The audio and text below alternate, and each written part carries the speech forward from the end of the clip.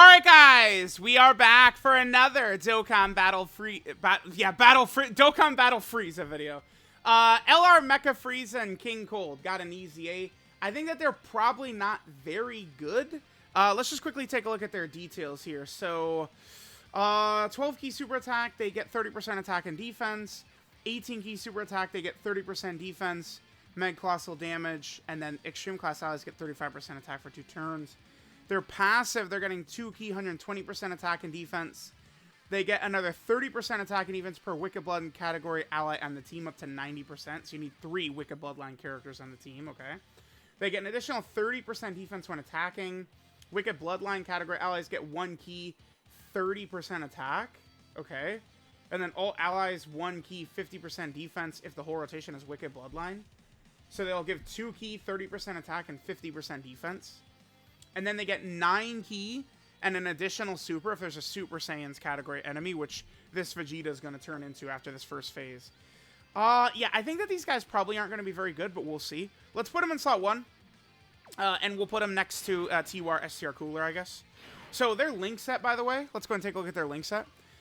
They have Tough as Nails, Universe's Most Malevolent, Brutal Beatdown, Thirst for Conquest, Strongest Clan in Space, Fear and Faith, and Legendary Power. Looks like Ki is going to be an issue for them right away. I mean, this not fighting a Super Saiyan enemy, Ki potentially could be an issue. Yeah, we'll just do this for now. This is fine. So how much Ki are they giving themselves for free? They're getting 2 Ki from their just start a turn passive, and then they're getting 2 Ki from the support portion of their passive as well. So if you're not fighting a Super Saiyan's enemy, I don't know that King Cold and Mecha Frieza are going to look very impressive. It is nice that they're a support, so certainly if we're going into a tough fight where we're going up against strong physical enemies, I think that maybe Mecha Frieza and King Cold could be useful. Like, maybe would we run Mecha Frieza and King Cold against, like, the 8th anniversary Sin Shenron fight? I suppose we could, but I don't know if that's going to be the greatest idea ever. We'll leave rotations exactly as they are right here. And we'll get Metal Cooler as much key as we can. Yeah, just get them all same type orbs right here. We'll trash this Vegeta. So remember, the reason we went into this event is that this transforming Vegeta, the first phase is not a Super Saiyan enemy. So we're able to see what it's like when we're not going up against a Super Saiyan enemy. And then every other phase after this is, you know, we're fighting transforming Vegeta until the final phase. The Evolution Blue Vegeta at the end, he will not be on Super Saiyans. But all of the different various forms all the way up to Evolution Blue Vegeta at the end will be Super Saiyans. So we'll be able to see Mecha Frieza and King Cold. Remember, not only do they get an additional 9 Ki, which they're going to need because it looks like they're not like going to be feasting off of Ki that easily. But we're going to get the additional 9 Ki, and then we're also going to get the guaranteed additional super, which is going to be, I think, pretty impactful. I don't know why they really had to give him just these 30% defensive raises, though. That's not really so great. Alright, so we could put, damn, I really would like to get Legendary Power, but I think this Vegeta's HP is a little too weak. So we'll put TUR Cooler in the middle slot, and then we'll keep Mecha Frieza and King Cold slot 1. What's our defense right here? 238. So they get, again, 30% with every super attack they do. That's it?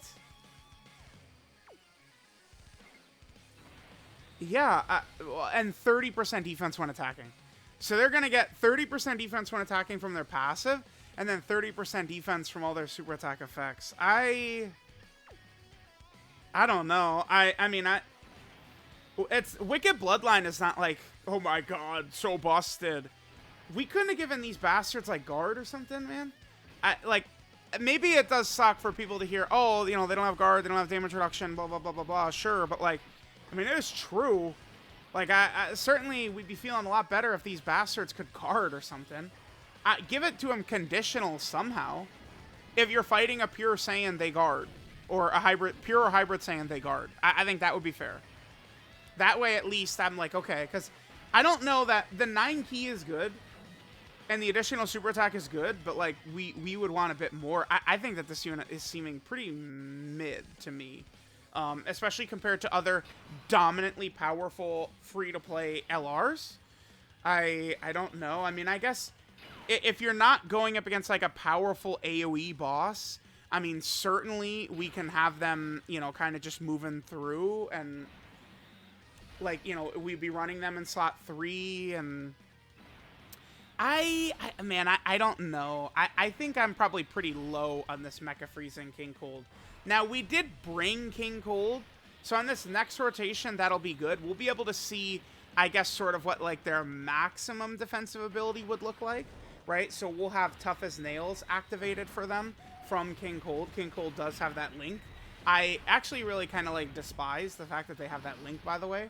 I don't know why would they have Tough as... I don't know. I would much rather they just have traditional, like, Frieza clan links. That might help us out a little bit.